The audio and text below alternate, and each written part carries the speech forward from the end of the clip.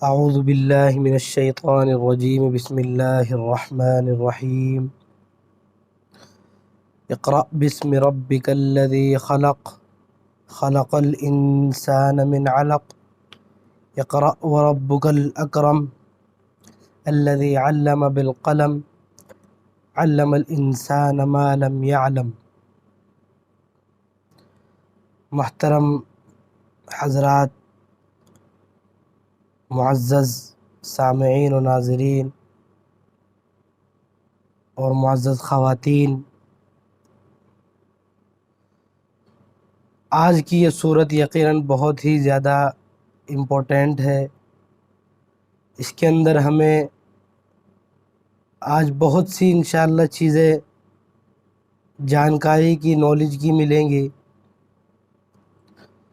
سب سے پہلی نالج تو آپ یہ حاصل کر لیجئے کہ یہ جو آیتیں میں نے آپ کے سامنے پڑھی ہیں، 5 آیتیں، اقرأ بسم ربک الذی خلق ایک آیت، خلق الانسان من علق 2، اقرأ وربک الاکرم 3، الذی علم بالقلم 4، اور علم الانسان ما لم یعلم، یہ 5 آیتیں ہیں۔ تو جیسا کہ آپ کو معلوم ہے کہ قرآن کریم اللہ کے رسول صلی اللہ علیہ وسلم پر تھوڑا تھوڑا کر کے نازل ہوا ہے۔ کبھی ایک آیت نازل ہو جاتی تھی، کبھی 5 آیتیں، 10 آیتیں، ایک سورت، تو تھوڑا تھوڑا نازل ہوتا رہتا تھا۔ تو قرآن کریم کی اسٹارٹنگ کہاں سے ہوئی؟ وہ یہ 5 آیتیں ہیں۔ وہ سب سے پہلے اللہ کے رسول صلی اللہ علیہ وسلم پر یہی 5 آیتیں اس قرآن کریم کی نازل ہوئی۔ اب ہمیں یقین اس پر غور کرنا چاہیے کہ قرآن کریم کا آغاز ہو رہا ہے تو کس چیز سے ہو رہا ہے قرآن کریم کا آغاز، اور اللہ کے رسول صلی اللہ علیہ وسلم پر کس طرح نازل ہوئی یہ آیتیں۔ آپ کو معلوم ہے کہ غار حرا کا واقعہ کل بھی بتایا گیا تھا، تھوڑا تفصیل سے اور ہم جان لیتے ہیں غار حرا کے واقعے کو۔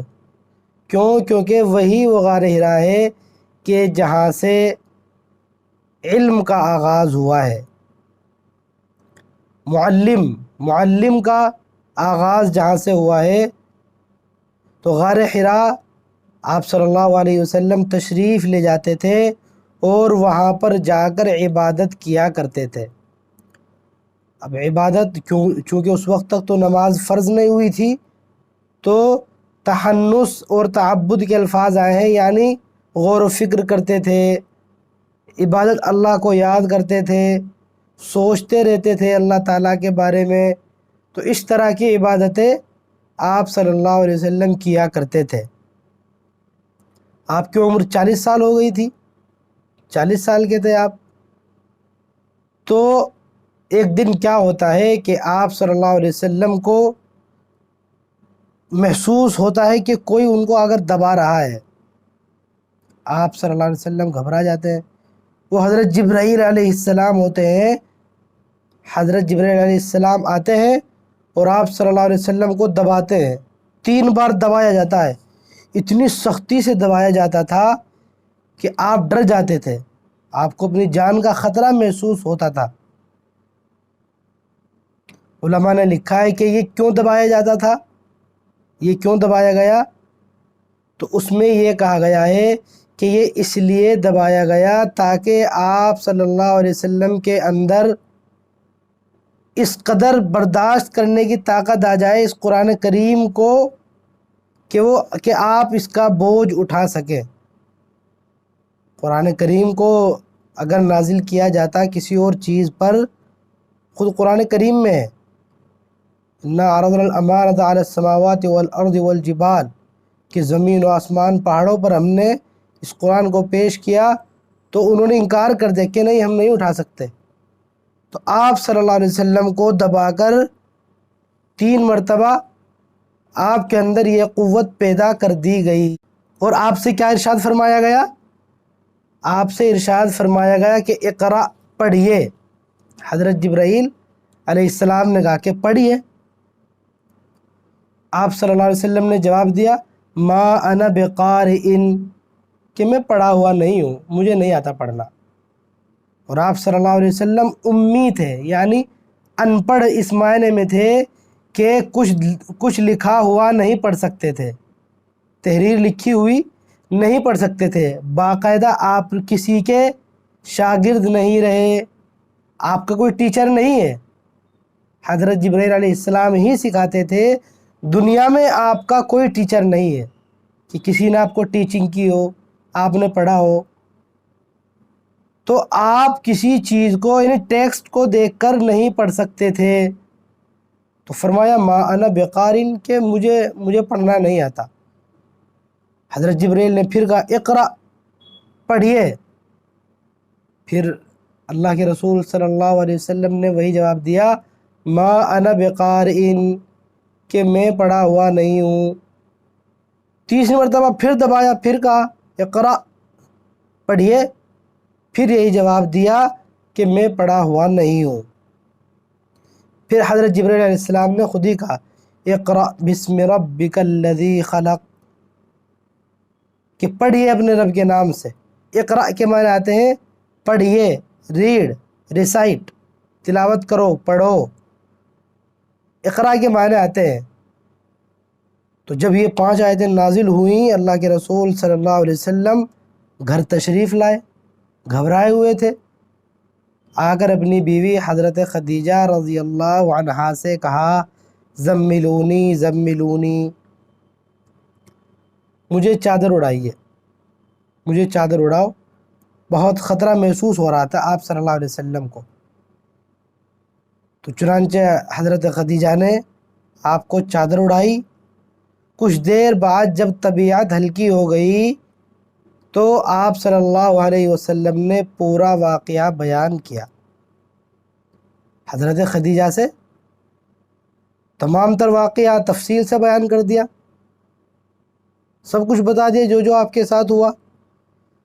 اب حضرت خدیجہ کو مدت ہو گئی تھی آپ کے ساتھ رہتے ہوئے، 15 سال گزر چکے تھے، 55 سال کی حضرت خدیجہ تھیں اس وقت، 55 سال کی تھیں، تو حضرت خدیجہ سب کچھ جانتی تھی آپ کے بارے میں کہ آپ کیسے ہیں، آپ کے اخلاق و عادات۔ ایک بیوی جانتی بھی ہے اپنے شوہر کے بارے میں، اس کو سب کچھ معلوم رہتا ہے کہ میرا شوہر کیسا ہے۔ تو حضرت خدیجہ نے کیا ارشاد فرمایا، آپ کو کل بھی بتایا گیا تھا، حضرت خدیجہ نے آپ کو تسلی دی۔ تسلی کن الفاظ میں دی، کلا واللہ لا یخزیک اللہ ابدا، نہیں اللہ کی قسم، اللہ تو آپ کو ہرگز اور ہرگز رسوا نہیں کرے گا، قطعاً اللہ آپ کو رسوا نہیں کر سکتا۔ اس کی وجوہات بتلائی حضرت خدیجہ رضی اللہ عنہا نے کہ کیوں اللہ تعالیٰ آپ کو رسوا نہیں کر سکتا۔ انک لتصل الرحم، بے شک آپ رشتہ داروں کے ساتھ حسن سلوک کرتے ہیں۔ رشتہ داریاں کوئی توڑتا ہے تو آپ اسے جوڑتے ہیں۔ حدیث شریف میں آیا ہے، باقاعدہ حکم ہے صل من قطعک، کہ جو تم سے تعلقات کو توڑے تم اس سے تعلقات کو جوڑو، رشتہ داری ختم نہ کرو۔ کتنی اچھی حدیث ارشاد فرمائی گئی ہے، کتنی اچھی تعلیم دی گئی ہے۔ ہمارا کیا حال ہوتا ہے، کوئی رشتہ دار اگر ہم سے 2 گز دور بھاگتا ہے، ہم اس سے 10 گز دور بھاگتے ہیں۔ وہ اگر ہماری خوشی میں نہیں آیا، اپنی مجبوری کی وجہ سے ہم اس کی خوشیوں میں شریک نہیں ہوتے، کہ فلاں تو ہماری شادی میں نہیں آئے تھے، کوئی غم میں شریک نہیں ہوا تو ہم بھی غم میں شریک نہیں ہوتے۔ یہ تعلیم نہیں ہے اسلام کی۔ اسلام کی تعلیم کیا ہے، صل من قطعک، کہ جو تم سے تعلقات کو خراب کرے، تعلقات کو توڑے، تم اس سے تعلقات کو جوڑو، تعلقات استوار کرو۔ تو کیا فرمایا تھا حضرت خدیجہ نے کہ تم رشتہ داروں کے ساتھ حسن سلوک کرتے ہو، رشتہ داری کو جوڑتے ہو۔ وَتَكْسِبُ الْمَعْدُومِ، فقیر جو ہوتا ہے، جس کے پاس کچھ نہیں ہوتا، اس کو کما کر دیتے ہو، کمانے کا ذریعہ بنتے ہو۔ وَتَقْرِي الضَّيْفِ، مہمان نوازی کرتے ہو۔ وَتُعِينُ عَلَى نَوَائِبِ الْحَقِّ، حق کے راستے میں آنے والی مصیبتوں اور پریشانیوں میں مدد فرماتے ہو۔ حضرت خدیجہ نے فوراً آپ کو تسلی دے دی، اور آپ صلی اللہ علیہ وسلم کو بھی تسلی ہوئی۔ اس کے بعد بھی حضرت خدیجہ اپنے چچا زاد بھائی ورقہ ابن نوفل کے پاس آپ صلی اللہ علیہ وسلم کو لے کر گئیں۔ وہ بڑے عالم تھے، عیسائی، اس وقت عیسائی، اور وہ عبرانی زبان جانتے تھے، اور کافی ان کو تجربہ ہو چکا تھا، کافی بوڑھے ہو گئے تھے، تو ان کے پاس لے کر گئے آپ صلی اللہ علیہ وسلم کو۔ سارا واقعہ بتایا گیا ان کو۔ ورقہ ابن نوفل ان کا نام تھا، کہ اس طرح ان کے ساتھ یہ واقعہ پیش آیا ہے۔ ورقہ ابن نوفل نے سنتے ہی واقعہ فوراً بتلا دیا کہ اچھا، ان کے اوپر تو وہی ناموس، وہی فرشتہ آیا ہے جو اس سے پہلے حضرت موسیٰ علیہ السلام اور دوسرے نبیوں پر آتا تھا، کہ نبوت ملی ہے انہیں، آپ صلی اللہ علیہ وسلم کو نبوت مل گئی ہے، اب تو یہ نبی بن جائے گا، اور نبی بن گیا۔ پھر اس نے خود کہا بھی کہ اگر میں زندہ رہا، میری عمر تو اتنی نہیں ہے، اب چند دن باقی رہ گئے ہیں، اگر میں زندہ رہا تو میں آپ کی بھرپور مدد کروں گا، اور آپ پر ایک وقت ایسا بھی آئے گا کہ آپ کی قوم آپ کو نکال دے گی۔ نکال دے گی؟ کہاں سے نکال دے گی؟ ملک سے نکال دے گی، مکہ سے نکال دے گی۔ تعجب ہوا آپ صلی اللہ علیہ وسلم کو کہ میں نے کسی کا کیا بگاڑ لیا ہے؟ آج تک تو میرے خلاف کوئی ایک زبان نہیں کہہ سکتا کہ آپ صلی اللہ علیہ وسلم ایسے ہیں یا ایسے ہیں، بلکہ الصادق الامین کہہ کر پکارتے تھے۔ پورا مکہ آپ پر ایگری کرتا تھا کہ آپ الصادق ہیں، سچے ہیں، الامین، امانت دار ہیں۔ پورا کا پورا مکہ جانتا تھا آپ کو۔ اسی لیے آپ کو معلوم ہوگا کہ جب کعبے کی قریش اور اس وقت کے کفار مشرکین اس کی بنیاد اس کو بنا رہے تھے، ریپیرنگ کر رہے تھے اس کی، تو اس میں کیا ہوا کہ حجر اسود کو رکھنے کی باری آئی۔ تمام قبیلوں نے مل کر چندہ کیا، اور آپس میں مل کر جو ہے اس کی دیواریں کھڑی کر دی۔ اب باری آ گئی حجر اسود رکھنے کی، حجر اسود کو سیٹ کرنا تھا دیوار کے اندر۔ تو وہ قبیلے آپس میں جھگڑ پڑے کہ ہم رکھیں گے، ہمیں یہ فخر حاصل ہونا چاہیے، ہمیں یہ عزت ملنی چاہیے، ہمیں یہ شان ملنی چاہیے، کیونکہ ہر قبیلہ چاہتا تھا کہ یہ عزت و مقام ہمیں حاصل ہو۔ قریب تھا کہ ان کے درمیان جنگ چھڑ جاتی، ایک لمبی جنگ چھڑ جاتی ان کے درمیان۔ تو انہوں نے فیصلہ کیا کہ کیا کیا جائے، آخر کون رکھے۔ تو ایک بزرگ نے کہا کہ چلیے اس کو وہی رکھے گا جو کل صبح مکہ میں سب سے پہلے آئے گا، ہم رات میں ویٹ کر لیتے ہیں، صبح کو جو بھی سب سے پہلے مکہ میں آئے گا وہی اس پتھر کو اٹھا کر وہاں پر رکھے گا، دیوار پہ لگائے گا۔ تو چنانچہ سب راضی ہو گئے، ٹھیک ہے۔ تو صبح ہی صبح کیا دیکھتے ہیں کہ نبی کریم صلی اللہ علیہ وسلم سامنے سے تشریف لاتے ہیں، سب سے پہلے آتے ہیں۔ تو سب کے سب چلا اٹھتے ہیں، خوش ہو جاتے ہیں کہ رضینا رضینا، ٹھیک ہے، ہم تو ایگری کرتے ہیں ہم، یہ تو الصادق الامین، سچے ہیں، امانت دار ہیں، ان سے اچھا تو کوئی ہے ہی نہیں۔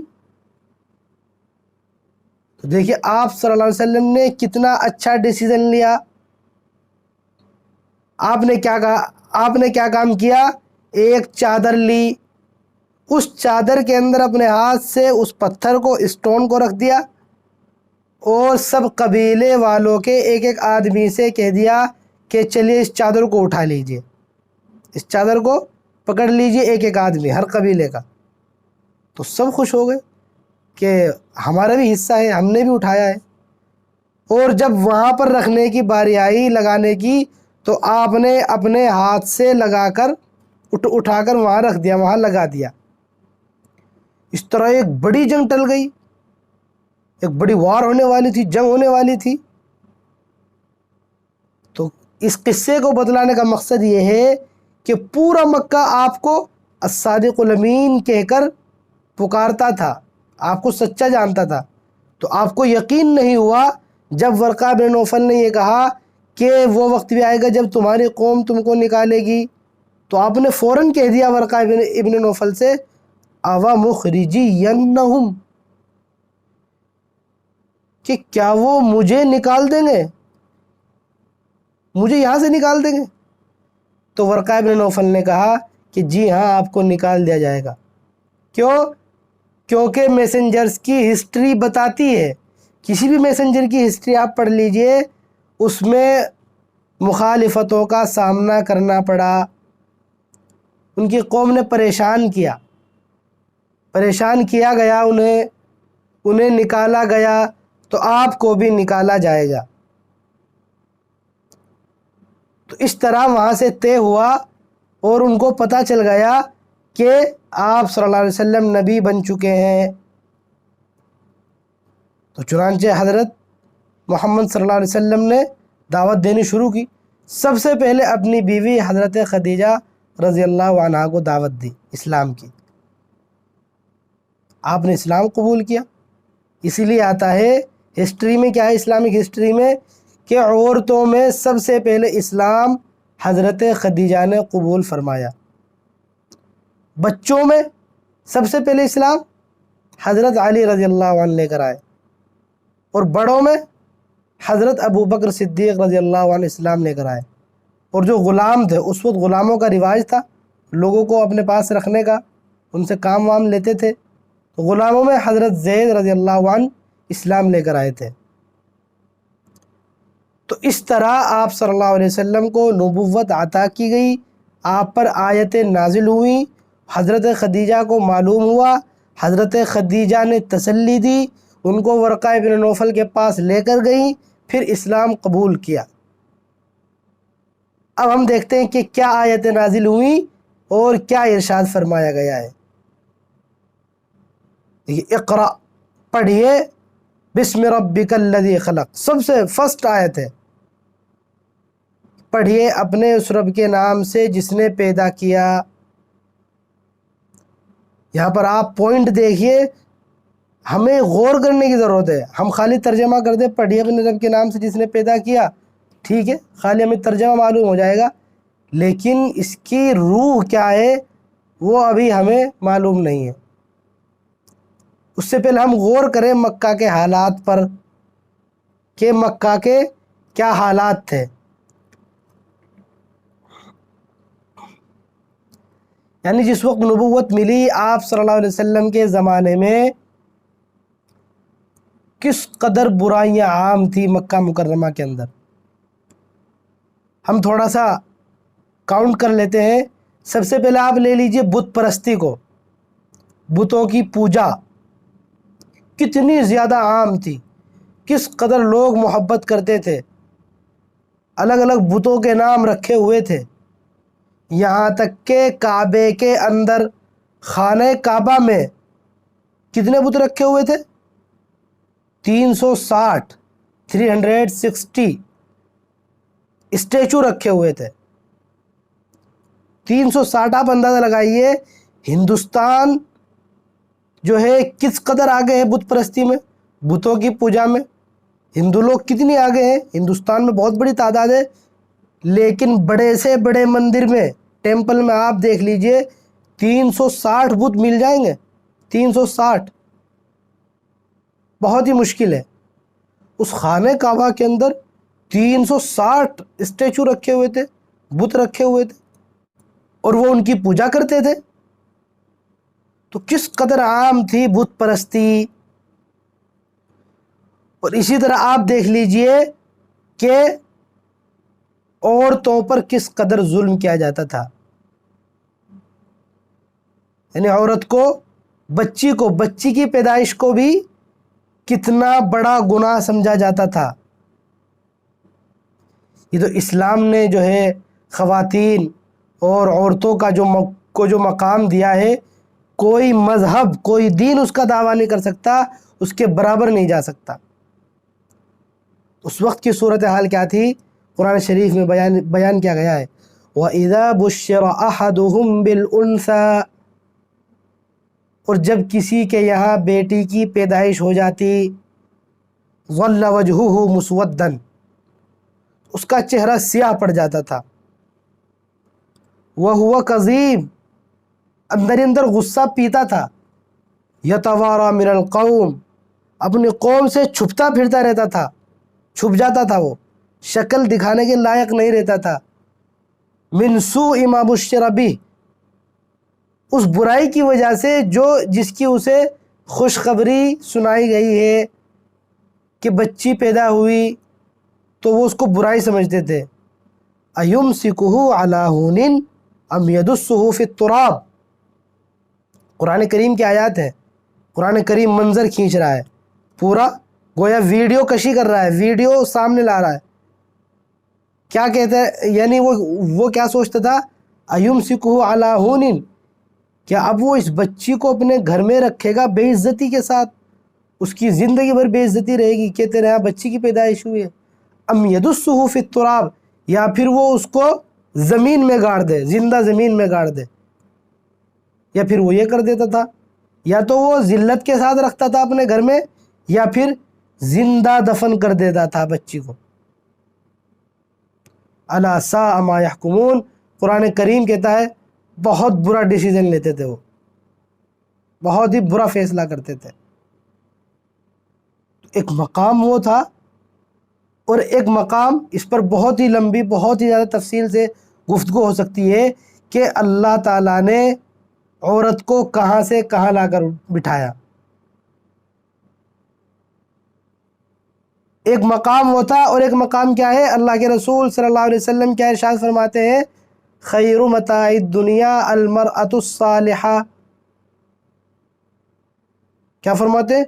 کہ دنیا کا سب سے بہترین سامان، سب سے بہترین چیز کیا ہے؟ المرأة الصالحہ، نیک بیوی، پاکیزہ بیوی. آپ اندازہ لگا سکتے ہیں کہ کس قدر اہمیت دی ہے.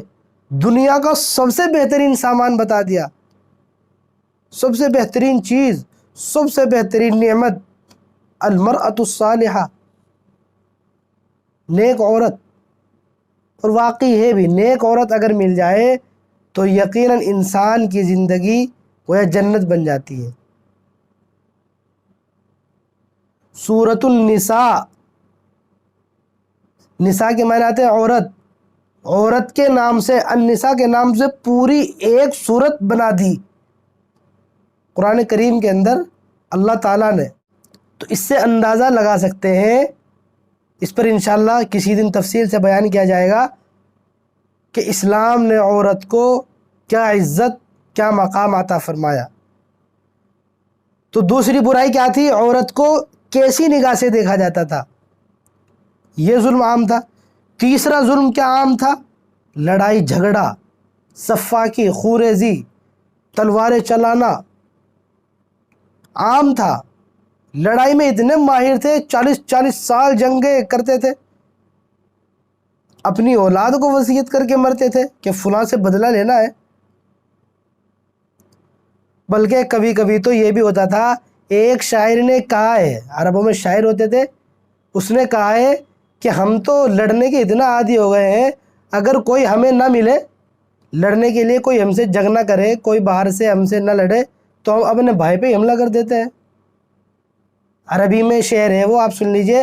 وَأَحْيَانًا عَلَى بَكْرٍ أَخِينَا اِذَا مَا لَمْ نَجِدْ إِلَّا أَخَانَا، کہ کبھی کبھی کیا ہوتا ہے، ہم اپنے بھائی بکر پر ہم اسی پر حملہ کر دیتے ہیں اگر ہمیں اپنے بھائیوں کے علاوہ کوئی اور نہیں ملتا لڑنے کے لیے. تو یہ دیکھیے کیا مزاج تھا ان کا لڑنے کا. ایک اور برائی دیکھیے آپ کیا تھا کہ شراب نوشی. شراب کتنی عام تھی, کس قدر دل دادا تھے وہ شراب کے, چھوڑ نہیں سکتے تھے. اللہ تعالیٰ بھی اگر چاہتے, چونکہ اسلام میں تو شراب حرام ہوئی ہے, اب کیسے حرام ہوئی ہے آپ کو بھی پورا اس کا پروسیس معلوم نہیں ہوگا. اللہ نے ڈائریکٹ ہی نہیں کہہ دیا کہ شراب مت پیو, ڈائریکٹ نہیں کہا. کیوں؟ اگر اللہ ڈائریکٹ کہتے تو شراب کے اس قدر وہ چرسی ہو گئے تھے کہ وہ نہیں چھوڑ سکتے تھے. اللہ تعالیٰ نے جو ہے ان کے نیچر کو دیکھا کہ اچھا یہ نہیں چھوڑ سکتے, تو اللہ تعالیٰ نے 3 اسٹیپ میں اس کو حرام کیا. شراب کو 3 اسٹیپ میں حرام کیا گیا. سب سے پہلے اللہ تعالیٰ نے کیا کہا, دیکھیے آپ لوجک دیکھیے کتنی آسانی سے انہیں سمجھایا اور ان سے شراب چھٹوا دی. کیا فرمایا؟ یسألونک عن الخمر والمیسر, کہ یہ لوگ تم سے شراب اور جوے کے بارے میں پوچھتے ہیں کہ اس کا کیا مسئلہ ہے, شراب پینا کیسا ہے, جوا وغیرہ کیسا ہے. تو اللہ تعالیٰ نے دیکھیں کیا جواب دیا فوراً, قل فیہما اثم کبیر, کہ ٹھیک ہے آپ ان کو یہ بتا دیے کہ اس میں بہت بڑا گناہ ہے.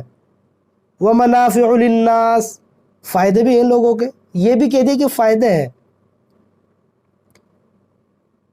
اسم کبیر ومنافع للناس واسمہما اکبر من نفعہما, لیکن ان کا گناہ زیادہ خطرناک ہے ان کے نفع سے. گناہ زیادہ خطرناک ہے, نفع ہے ٹھیک ہے, فائدہ ہوتا ہے, لیکن اس کا گناہ بہت بڑا ہے. تو جن کے اندر جو ابھی تھوڑے کم چرسی تھے, تازی لت لگی ہوئی تھی, انہوں نے تو چھوڑ دیا, تو کچھ لوگ کم ہوئے. پھر دوسرے اسٹیپ جو ہے اللہ تعالیٰ نے لیا اور کیا کہا, لا تقربوا الصلاة وانتم سکارا, فرمایا کہ نماز کے قریب مت جانا اس حال میں کہ تم نشے میں ہو. اب کچھ لوگ جو ہے جب نماز کا وقت آتا تھا تو دیکھیے عصر مغرب عشاء جو ہے وقت قریب ہے, تو کوئی اثر بعد نہیں پائے گا. کیوں؟ کیونکہ پھر مغرب کی نماز میں وہ ہوگا نشہ, اور مغرب کی نماز میں نہیں جانا ہے. مغرب بعد نہیں پیے گا کوئی, کیونکہ عشاء کے بعد, کیونکہ فوراً عشاء کا وقت ہو جائے گا کچھ دیر بعد, اور وہ نشے میں ہی رہے گا. اسی طرح ظہر کے بعد بھی نہیں پی سکتا, تو ظہر کے بعد, عصر کے بعد, مغرب کے بعد, تو گویا اس وقت میں تو چھوٹ گئی شراب. اب باقی کوئی رات کو پیے صبح تک ہوش آ جائے گا, صبح پیے نماز پڑھ کے تو ظہر تک ہوش آ جائے گا. تو اب کچھ لوگوں نے چھوڑ دیا تھا یا کم ہو گئے تھے. جب یہ بھی اسٹیپ ہوا, پھر اللہ تعالیٰ نے صاف اعلان فرما دیا. اللہ تعالیٰ نے اعلان فرمایا, انما الخمر والمیسر والانصاب والازلام رجس من عمل الشیطان فاجتنبوہ. اب 2 ٹوک لہجے میں کہا فوراً, اب کوئی کمپرومائز نہیں ہوگا کہ شراب جوا یہ سب کیا ہے, رجسن, یہ ناپاکی ہے, من عمل الشیطان, شیطان کا عمل ہے, فاجتنبوہ, اس سے بچو. تو یہ 3 اسٹیپ میں اللہ تعالیٰ نے شراب کو حرام قرار دیا تھا. کہنے کا مقصد یہ ہے کہ شراب اتنی زیادہ عام تھی, تو اگر اللہ, اور چونکہ یہ ساری برائیاں ختم کرنی تھی آپ صلی اللہ علیہ وسلم کو, آپ کو نبی بنا کر بھیجا جا رہا تھا, تو یہ ساری کی ساری برائیاں ختم کرنی تھی, تو اللہ تعالیٰ یہ بھی کہہ سکتے تھے سب سے پہلی آیت میں اور سب سے پہلی وحی میں کہ لا تشربوا الخمر, کہ شراب مت پیو, یا پھر لا تعدوا البنات, کہ بناتی لڑکیوں کو زندہ درگور مت کرو, ان کو مت قبر میں زندہ دفن کرو. اس سے بھی آغاز ہو سکتا تھا لا تعبدوا غیر اللہ, لا تعبدوا الاصنام, کہ بتوں کو مت پوجو, بت پرستی چھوڑ دو, اترکو الشرک، شرک چھوڑ دو. تو ان سب برائیوں کو ختم کرنا تھا، لیکن دیکھیے آپ اسٹارٹنگ کہاں سے کی؟ فرمایا اقرا، پڑھیے. اب ہمیں اس کی اہمیت معلوم ہوگی پڑھیے کی. مطلب کیا ہوا کہ اگر پڑھائی ہے، نالج ہے، انسان جو ہے وہ گریجویٹڈ، اس کو نالج ہے، وہ کچھ جانتا ہے، تو یقیناً اس کے اندر سے سب برائیاں پھر ختم ہو جائیں گی. یہ جہالت ہے، اسی جہالت کی وجہ سے یہ سب برائیاں آ رہی ہیں. کیا حکم دیا؟ پڑھیے. مطلب کیا ہوا کہ اس کے پڑھنے سے یہ تمام برائیاں آٹومیٹکلی ختم ہو جائے گی. ایک پڑھا لکھا انسان برائیاں نہیں کر سکتا، وہ سب ایسی چیزیں نہیں کرے گا، اتنی بڑی برائیاں وہ سب چھوڑ دے گا پڑھا لکھا انسان. تو یہ سب جہالت کی وجہ سے ہو رہا تھا، نالج نہیں تھی. اسی لیے اس زمانے کو کیا بولا جاتا ہے؟ آپ صلی اللہ علیہ وسلم کے زمانے کو زمانے جاہلیت بولا جاتا ہے، کہ جاہلیت کا زمانہ تھا. وہ یہ نہیں ہے کہ زمانے بت پرستی، زمانہ فسق و فجور، زمانہ شراب نوشی، کہ زمانہ وہ بھائی جو ہے شراب نوشی کا زمانہ تھا کہ آپ صلی اللہ علیہ وسلم کو بھیجا گیا. بلکہ کتابوں میں کیا آتا ہے؟ زمانہ جاہلیت تھا. یعنی جہالت بھری ہوئی تھی، اسی جہالت کی وجہ سے یہ سب برائیاں ہوتی تھی. تو اقرا کی اہمیت آپ سمجھیے کہ پڑھیے، مطلب سب برائیوں کو ختم کر دے گا یہ پڑھنا. تو فرمایا اقرا. اب دیکھیے اقرا بسم ربک، پڑھیے اپنے رب کے نام سے. بسم ربک کی کتنی اہمیت ہے؟ اپنے رب کے نام سے پڑھیے. معلوم کیا ہوا کہ پڑھائی جو ہونی ہے وہ اللہ کے نام سے ہونی ہے، اسلامی تعلیم ہونی ہے. ایسی تعلیم ہو کہ جس میں اللہ کا نام لیا جاتا ہو، جس میں اللہ کے احکام کی خلاف ورزی نہ ہوتی ہو. وہی علم کامیاب ہے، وہی علم ہمیں فائدہ دے گا، اسی علم سے برائیاں ختم ہوگی. قرآن کریم کہہ رہا ہے، قرآن کریم جھوٹا قطعاً نہیں ہو سکتا. اور جس علم کے ساتھ اللہ کا نام نہیں ہے، جو ایجوکیشن حاصل کی جائے بغیر اللہ تعالیٰ کے نام کے، تو یقیناً وہ ایجوکیشن تباہ کن ہے. وہاں پر اخلاق و عادات نام کی کوئی چیز نہیں رہے گی. آپ دیکھ لیجئے ویسٹرن کلچر میں، دیکھ لیجئے آپ، یا ویسٹرن کنٹریز میں، کہ علم بہت ہے، ایجوکیشن سب سے زیادہ ہے. آپ یہ مان لیجئے ہر طرح کی ایجوکیشن ہے، لیکن اللہ کا نام ساتھ نہیں لگا ہوا ہے. اسلام می مزاج نہیں ہے. بسم ربک کا جو لفظ آیا ہے کہ اللہ کے نام سے پڑھیے، اللہ کا نام نہیں لگا ہوا ہے. تو دیکھیے کیسی کیسی تباہی مچائی، جنگ عظیم کروا دی، 2 جنگ عظیم، ورلڈ وار کروا دی.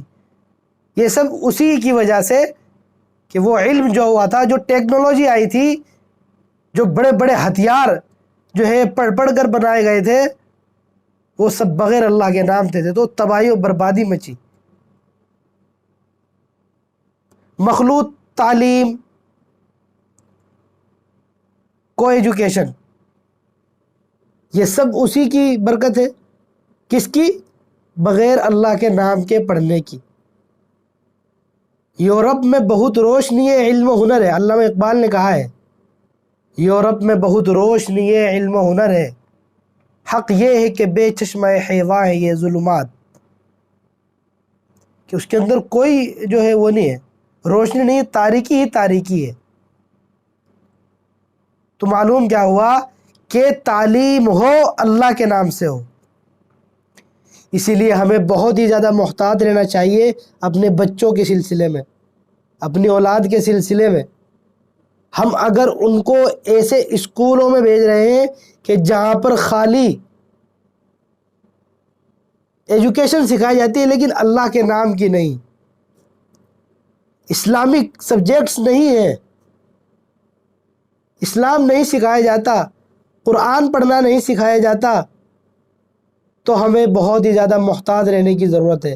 اس کا مطلب کیا ہوا کہ ہم اپنے بچوں کو ایسی تعلیم دے رہے ہیں، ایسے اسکولوں میں بھیج رہے ہیں جو بغیر اللہ کے نام کے ہیں۔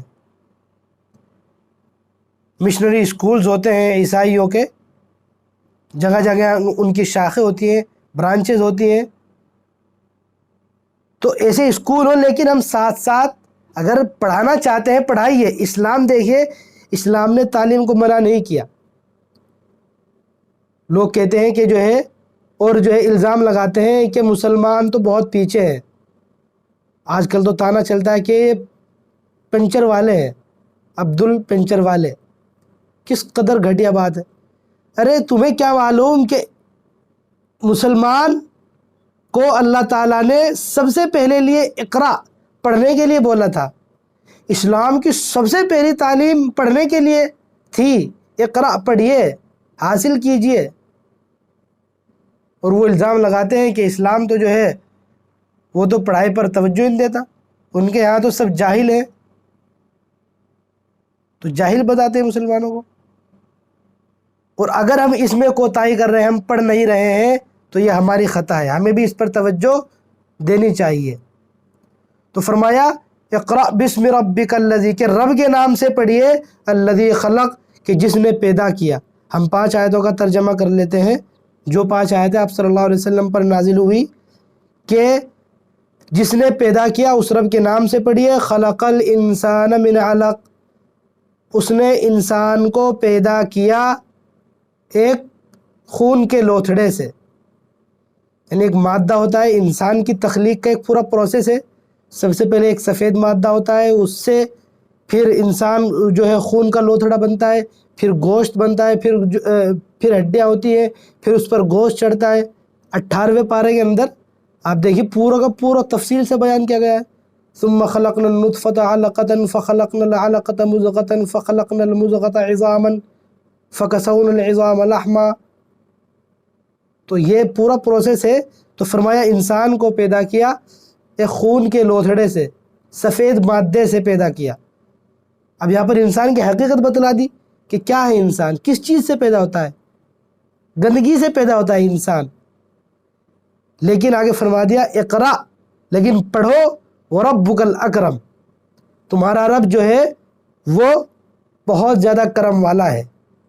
اگرچہ تم گندے مادے سے پیدا ہوئے ہو، لیکن تم اگر پڑھائی کرو گے، پڑھو گے، تو اللہ تعالیٰ تمہیں بہت زیادہ مقام دے گا، بلند مقام دے گا، تم پر کرم کرے گا۔ اور دیکھیے آپ صلی اللہ علیہ وسلم کو معلم بنا کر بھیجا گیا پوری دنیا کے لیے، انما بعثت معلما، کہ مجھے معلم بنا کر بھیجا گیا۔ کل ٹیچرز ڈے تھا تو سب نے اپنے اپنے ٹیچر کو یاد کیا، سب نے اپنے اپنے ٹیچرز کے فوٹوز اسٹیٹس پر لگائے، دیکھا، سب نے جو احسان کیا۔ لیکن مجال ہے کسی نے نبی کریم صلی اللہ علیہ وسلم کے بارے میں کچھ لکھا ہو اور کہا ہو کہ جو ہے میرا سب سے بڑا ٹیچر وہ ہے کہ جنہوں نے ہم کو اعلیٰ اخلاق کی تعلیم دی۔ خواتین نے یہ کہا ہو کہ ہمارے سب سے بڑے محسن، ہمارے سب سے بڑے ٹیچر وہ ہیں کہ جنہوں نے ہمیں یہ عزت و مقام دیا کہ ہمیں دنیا کا سب سے بہترین، دنیا کی سب سے بہترین نعمت کہا گیا۔ نہیں، یہ ہماری غفلت ہے، ہمیں اس سے نکلنے کی ضرورت ہے۔ تو تعلیم کے ذریعے اللہ تعالیٰ کیا کہہ رہے ہیں کہ پڑھو، تمہارا رب کرم کرنے والا ہے، الذی علم بالقلم، کہ جس نے قلم کے ذریعے سکھایا ہے، علمہ سکھایا ہے قلم کے ذریعے سے۔ قلم کی اتنی بڑی نعمت ہے۔